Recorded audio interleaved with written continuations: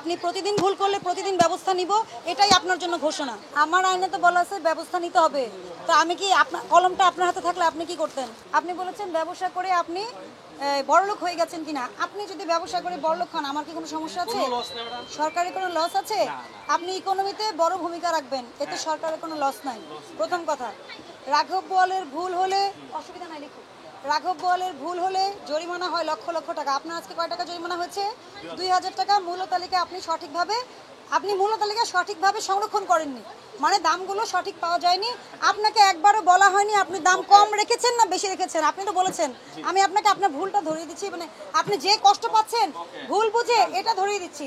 আপনি ব্যবসা করে বড় ব্যবসায়ী হন, আপনি কারণ বাজারের কিচেন মার্টের মালিক হলেও আমাদের কোনো সমস্যা নাই, আমরা অ্যাপ্রিসিয়েট করি। সিদ্দিক সাহেবকে আমরা করি না অ্যাপ্রিসিয়েট করি তো। তেল চিনির দাম যখন বাড়ে আমরা কিন্তু সহযোগিতা করি। আপনি আমার কথা বোঝেন। এখানে আপনার বিরুদ্ধে আমাদের কোনোই অবস্থান নাই। আমাদের অবস্থানটা হচ্ছে, আপনি দেখেন সিঁড়ি দিয়ে উঠলে সবার আগে আপনার দোকান, ওনার দোকান। ওনাকে কিন্তু আমি 10,000 টাকা জরিমানা করেছি। উনি যদি এটা বলতো তাও আমি বুঝতাম যে উনি কথা হচ্ছে। আপনাকে 2000 টাকা, আপনি ছোট ব্যবসায়ী, মূল্য তালিকা প্রদর্শন করেননি। আমরা আপনাকে মানে এটা আপনাকে কি করেছি, আপনাকে মৃদু আঘাত করেছি। অবশ্যই এটা আঘাত, কিন্তু এটা মৃদু আঘাত। এটা কিন্তু এমন আঘাত না যে আপনি বিলীন হয়ে যাবেন। আর আপনি যদি ব্যবসা করে কোটিপতি হয়ে যান, আমাদের কোনো সমস্যা নেই, আপনি ওয়েলকাম। ঠিক আছে, যথেষ্ট জ্ঞান না চলে, ঠিক আছে। আমি সেটা জানি না, মানুষের প্রতি সহানুভূতি থাকতে হবে, যেমন মানুষের প্রতি সহানুভূতি থাকতে হবে। হ্যাঁ, থাকতে হবে। কারণটা হইলো, আমি আপনাকে বললাম যে আমি হয়তো ব্যবসা বেশি একটা বসি না। যদি আপনি যদি বলেন হ্যাঁ আমি তত বলতে পারি, আশেপাশে ব্যবসায়ী জিজ্ঞাসা করেন আসলে উনি বসে কিনা।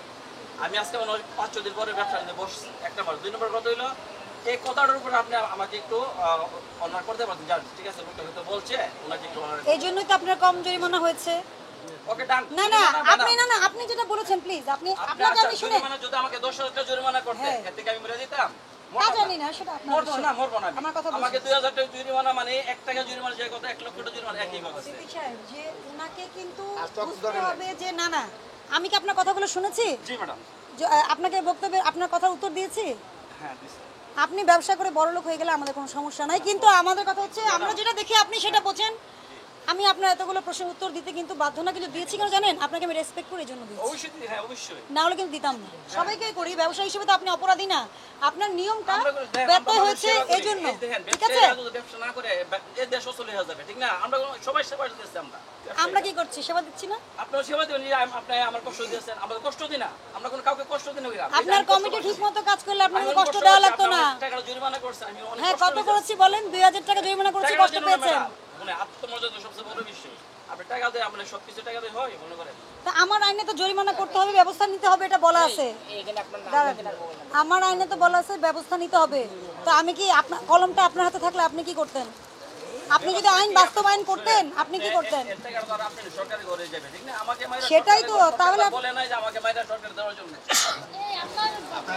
তুমি আমার কথা হচ্ছে যে না, ওনাদের কথা হচ্ছে যে আমরা কথা শুনি না। তো শুনলেন তো, উনি বড়লোক হয়ে গেলে কোনো সমস্যা নেই।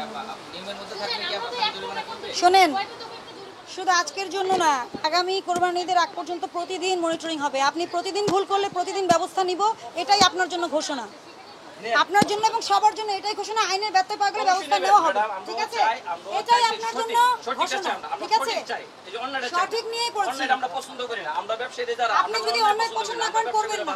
আপনি অন্যায় পছন্দ করবেন না, ঠিক আছে? আপনি কি আমার কথা বুঝতে পারছেন? বুঝলে ভালো।